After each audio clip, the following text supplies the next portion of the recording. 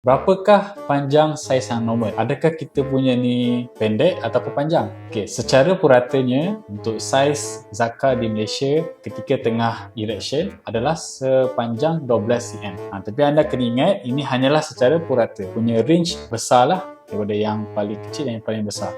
Tapi tengah-tengahnya 12 cm. Tapi anda kena ingat, saiz tak penting. Yang penting adalah fungsi dia. Kekerasan dia mesti kena okey. Dia punya kesuburan mesti kena okey. Dia punya tahan lama mesti kena okey. Jadi tak guna jika anda mempunyai saiz yang panjang sekalipun tapi tak berfungsi. Berdasarkan pengalaman saya, benda ini dia tak kira. Orang tu besar ke, panjang ataupun pendek, boleh ada masalah kesuburan, boleh ada masalah ketegangan. Jadi apa yang kita kena titik beratkan bukan saiz tapi fungsi dia.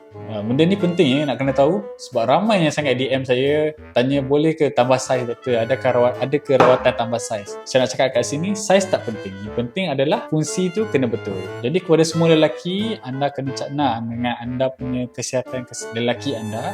Make sure tak ada tanda-tanda masalah mati pucuk ataupun masalah kesuburan. Dan jika ada, jangan risau, dapatkan consultation dengan saya. Kita akan bantu anda selesaikan masalah dengan segera.